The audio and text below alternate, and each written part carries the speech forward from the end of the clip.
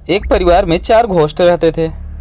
एक बार उनमें लड़ाई हो जाती है और ये चारों लड़ाई करने के बाद अपने अपने कमरे में सोने के लिए चले जाते हैं। थोड़ी देर के बाद जो सबसे सीनियर घोस्ट था वह आता है तो देखता है कि उसने खून की बोतल रखी थी, लेकिन उसकी बोतल तो खाली हो गई थी। उसका खून किसी ने चुरा लिया था। वह अपने परिवार के सभी लोगों को बुलाता है। उसके परिवार में 3 और लोग हैं, उसका भाई, उसकी पत्नी और उसका बेटा। वह सबसे पूछता है, लेकिन तो सभी जवाब दे देते हैं। कहते हैं, मैंने तुम्हारा खून नहीं लिया है, मुझे नहीं पता कि तुम्हारा खून किसने लिया है।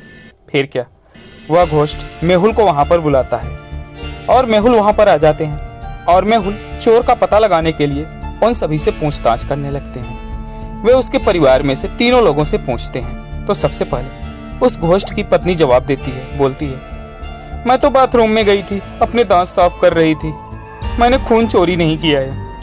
इसके बाद मेहुल उसके भाई से पूछती तो उसका भाई एक ताबूत की ओर इशारा करता है और कहता है, मैं तो उस ताबूत में सो रहा था, मुझे क्या पता कि खून की चोरी किसने किया है। इसके बाद मेहुल उसके बेटे से पूछता है तो बेटा जवाब देता है, बोलता है, मैं तो बाहर खेल रहा था, मैं भला चोरी क्यों करूंगा, मैं तो छोटा हूँ, मुझे चोरी के बारे में कुछ भी नहीं पता। मेहुल इन सब की बात सुनते हैं और बात सुनने के बाद इन सबको देखते हैं और समझ जाते हैं कि इनमें से चोर कौन है। तो दोस्तों, क्या आप बता सकते हैं कि इन तीनों घोस्टों में से कौन सा घोस्ट चोर हो सकता है? तो इन तीनों को देखकर जवाब कमेंट कीजिए।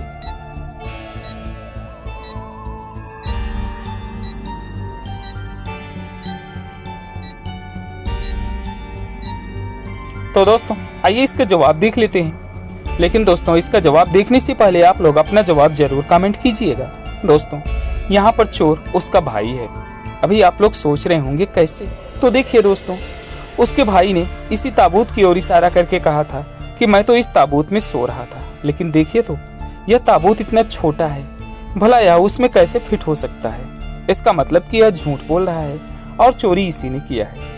वैसे दोस्तों, इस बारे में आपका क्या कहना है? कमेंट में ज़रूर बताइएगा। और दोस्तों, आप लोग यह भी बताइएगा कि क्या सच में कोई घोस्ट होते हैं?